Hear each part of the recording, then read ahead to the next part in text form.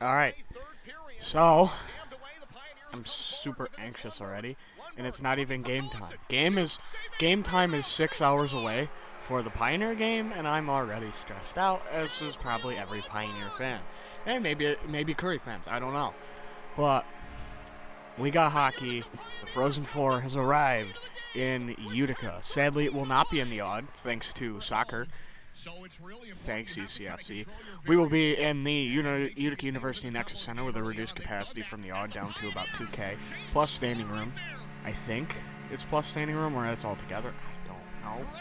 But tickets to that game have been sold out for a while. Season ticket holders sold out immediately.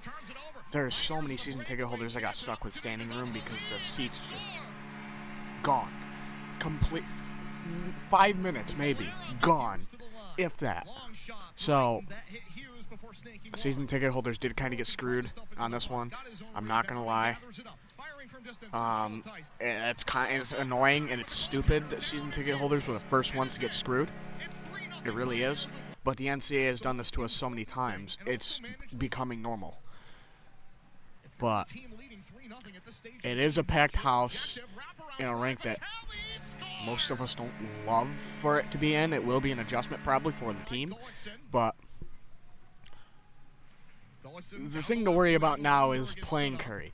Now, Curry is making their first Frozen Four appearance, and they're led by a fantastic goalie, sophomore Shane Sutterwall.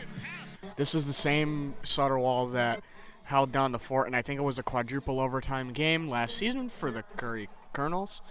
And I think they lost that game, but it was one of the longest D3 games. So many overtimes. I remember coming home from I think a UC game, watching that. So it's amazing that this kid's performing at a level he is, because I can't give the kid enough props. He's so good.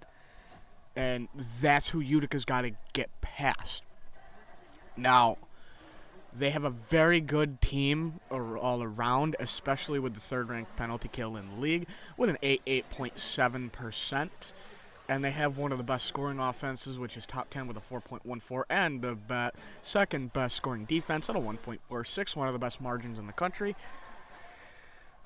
They're a good team. They're a very good team. I don't know if Utica can win. If they play like they did against St. Norbert, they will put up a fight, and it will be in this game.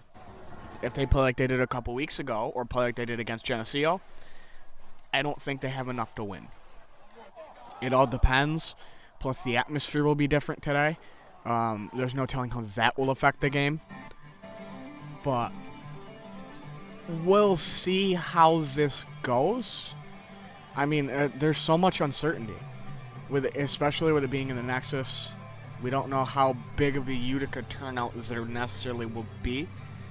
So we don't know if that home atmosphere will really be there too much. I mean, obviously I'm going to look like a psycho with my towel on my head. I'm going to look crazy. I'm going to be crazy like I normally am. But there's no telling what's going to be with us. But this is Utica's first back-to-back in a Frozen Four ever in program history, so both of these teams are making firsts today by appearing in this game. And the game's going to hinge on the offense. The first line wasn't fully there last game in terms of getting on the score sheet, so I think the bottom six plus sometimes the second line was kind of picking that up.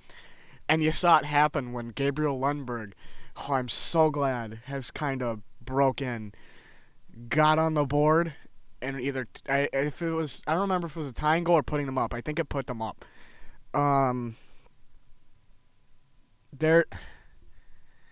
was surreal, especially since Lundberg's probably my second favorite player. He's one of my favorite types of players, that small, gritty forward that will work for every single puck.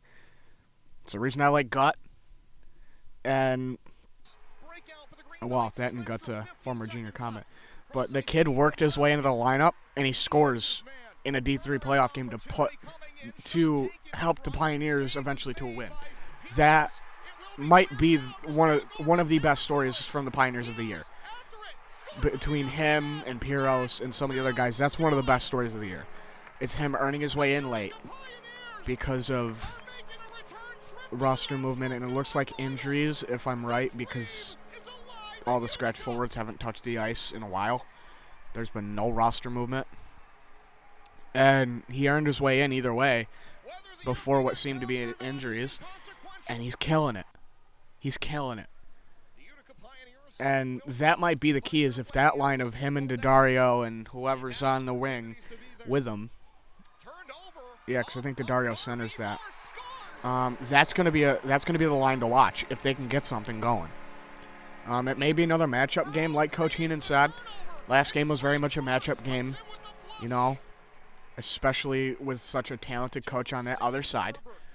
So today might be another matchup game. I mean, Curry's coach, Peter Rundy, I don't know how to say that. I'm sorry. I hope I said it right. Is only in his 4th season. So he's doing very well for a 4th season coach. He's 84, 24, and 4. But he's going up against a very seasoned head coach in Coach Heenan. So let's hope Coach Heenan can get it done. The big thing is getting by Sutterwall. He is the CNE player and goalie of the year. And he's got a 1.45 average and a 9.45 save percentage. Both top 3 in the league, only behind Hobart's 2 goalies. So it's going to be a dogfight. It's going to be a rough fight. And last time that Utica was in Utica against Curry, they won. So let's hope that Utica can do that again, because Sutterwall is a beast, and if they can get by Sutterwall, I think they can get by any goalie. I can see that, because Sutterwall, I can't stress enough, is so good, and he's only a sophomore. So Utica just has to play a perfect game, and they'll keep up. If they make mistakes like a couple weeks ago where the passes aren't as crisp, they're not as tape to tape, there's little mistakes, it'll burn them. But if they can play that perfect game that I've seen them play at times, they'll stay in it. Anyways, everyone traveling out, good luck. The Hobart Geneseo game is in an hour and 45.